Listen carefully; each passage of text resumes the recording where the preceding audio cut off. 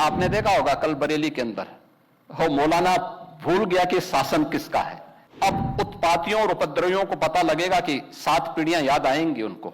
कभी कभी बुरी आदतें जाती नहीं लोगों की, तो उसके लिए उनकी डेंटिंग पेंटिंग करवानी पड़ती है कायदे से। हमने कहा जाम नहीं होगा, कर्फ्यू भी नहीं लगेगा, लेकिन कर्फ्यू का सबक तुम्हें ऐसा सिखा देंगे कि तुम्हारी आने वाली पीढ़ी दंगा करना भूल जाएगी। दंगे होते थे, दंगाइयों को मुख्यमंत्री आवास में बुला के सम्मानित किया जाता था। दंगाइयों की अवभगत होती थी। पर्व और त्योहारों के दौरान आपने देखा होगा, जब भी पर्व और त्योहार आते थे उत्पात शुरू हो जाती थी। अब उत्पातियों और उपद्रवियों को पता लगेगा कि 7 पीढ़ियां याद आएंगी उनको, क्योंकि कभी कभी बुरी आदतें जाती नहीं लोगों की, तो उसके लिए उनकी डेंटिंग पेंटिंग करवानी पड़ती है कायदे से, जिससे उनकी बुरी आदतों को हम ठीक कर सकें। और यही डेंटिंग पेंटिंग आपने देखा होगा कल बरेली के अंदर हो मौलाना भूल गया कि शासन किसका है। वो ये मानता था धमकी देंगे और हम जबरदस्ती जाम कर देंगे। हमने कहा जाम नहीं होगा, कर्फ्यू भी नहीं लगेगा, लेकिन कर्फ्यू का सबक तुम्हें ऐसा सिखा देंगे कि तुम्हारी आने वाली पीढ़ी दंगा करना भूल जाएगी। क्या तरीका है जी? आप सिस्टम को ब्लॉक करना चाहते हैं। और यह प्रवृत्ति थी यूपी के अंदर, 17 के पहले यही होता था।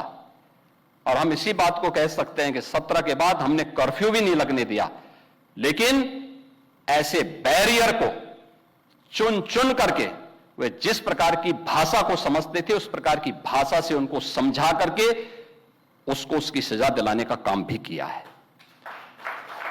और उत्तर प्रदेश की ग्रोथ स्टोरी यहीं से शुरू होती है। अगर आजादी के समय, मैं उससे पहले नहीं जाता, लेकिन 1947 में भारत आजाद हुआ, अगर उस समय भारत की इकोनॉमी में भारत का उत्तर प्रदेश का कंट्रीब्यूशन 14% था, तो ये 14% फिर से होना चाहिए। और 14% नहीं होना चाहिए, बल्कि जितनी आबादी है उत्तर प्रदेश की, उत्तर प्रदेश उतना कंट्रीब्यूशन करता हुआ दिखाई दे। ये हमारा राष्ट्रीय धर्म है और दायित्व भी है, और उसी के तहत ये सब कार्य योजना बन रही है। उत्तर प्रदेश के अंदर इंफ्रास्ट्रक्चर अच्छा हो, 17 के पहले कोई कल्पना भी नहीं करता था। आज देश के अंदर 55% एक्सप्रेस वे उत्तर प्रदेश के पास है। सबसे अधिक सिटी में मेट्रो का संचालन उत्तर प्रदेश कर रहा है। 17 के पहले 2 एयरपोर्ट पूरी तरह क्रियाशील थे, लखनऊ और वाराणसी। गोरखपुर और आगरा आंशिक रूप से क्रियाशील थे। गोरखपुर में एक फ्लाइट आती थी, कभी भूल से आ गई, हम लोगों को ट्रेन से दिल्ली जाना होता था। आप सोचो 14 घंटे की हमारी जर्नी हुआ करती थी। बहुत इमरजेंसी में कोई होगा तो मुझे गोरखपुर से लखनऊ 6 घंटे बाई रोड आना पड़ता था, फिर यहां से मैं फ्लाइट पकड़ता था दिल्ली के लिए।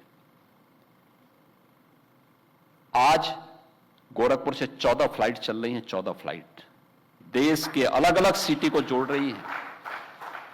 16 एयरपोर्ट हमारे आज के दिन पे क्रियाशील हैं। देश का सबसे बड़ा एयरपोर्ट हम अगले महीने देश को समर्पित कर रहे हैं, नोएडा इंटरनेशनल एयरपोर्ट। यानी ये उत्तर प्रदेश वही है जो पहले बीमारू था। बीमारू था नहीं, बीमारू बना दिया गया था। बीमारू मानसिकता वालों ने इसको बीमारू बना दिया था। ये बीमारू मानसिकता वही है जो परिवारवाद और जातिवाद है, ये बीमारू मानसिकता है। और इसी बीमारू मानसिकता ने उत्तर प्रदेश को बीमारू बना दिया था। परिणाम क्या था? दंगे होते थे, दंगाइयों को मुख्यमंत्री आवास में बुला के सम्मानित किया जाता था। दंगाइयों की अवभगत होती थी और पेशेवर अपराधी और माफियाओं के सामने सत्ता सैल्यूट करती थी और सत्ताधारी लोग उनके कुत्तों के साथ हाथ मिलाया करते थे। आपने वो दृश्य देखे होंगे, कैसे सत्ता का मुखिया एक माफिया के कुत्ते से हाथ मिलाकर के अपने को गौरवान्वित महसूस करता था। ये स्थिति थी। आप अनुमान करते हैं उत्तर प्रदेश के लोगों को इन्होंने सुरक्षित किया था? ये सुरक्षित करते? हर जिले के अंदर एक माफिया दे दिया था और हर माफिया को जिले के अंदर पैरेलल समानांतर सरकार चलाने की पूरी छूट दे दी थी।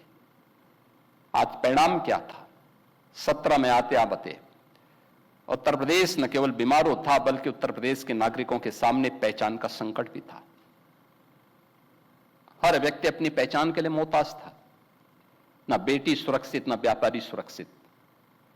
खेतीबाड़ी चौपट, किसान आत्महत्या करता था। नौजवान की नौकरी पर सेंध लगती थी, उसकी नीलामी होती थी। चाचा भतीजा दोनों वसूली के लिए निकल पड़ते थे। वसूली का गैंग चलता था। ट्रांसफर पोस्टिंग में इनके दलाल बोली लगाया करते थे। और आप भी देखते होंगे जब हम ट्रांसफर पोस्टिंग करते हैं तो आज भी उनकी पीड़ा झलक उठती है। कैसे हम लोगों ने उनके उस अनैतिक अवैध व्यापार पर कैसे प्रहार किया है। उनके सभी चेले चपाटे किस प्रकार से चिल्लाते हुए दिखाई देते हैं।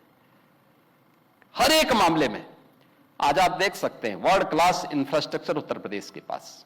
एक्सप्रेसवे नंबर 1 पर, रेलवे का नेटवर्क नंबर 1 पर, मेट्रो नंबर 1 पर, एयरपोर्ट एयर कनेक्टिविटी नंबर 1 पर। देश की पहली रैपिड रेल उत्तर प्रदेश में, देश का पहले इनलैंड वाटरवे उत्तर प्रदेश में, एमएसएमई का सबसे बड़ा बेस उत्तर प्रदेश में। और उत्तर प्रदेश आज फिर से गन्ना उत्पादन और चीनी उत्पादन में देश के अंदर नंबर 1 पर, इथेनॉल उत्पादन में नंबर 1 पर, खाद्यान्न उत्पादन में नंबर 1 पर, सबसे बड़ी युवा आबादी का राज्य होने के साथ साथ सबसे अधिक नौकरी भी देने वाला राज्य बन चुका है।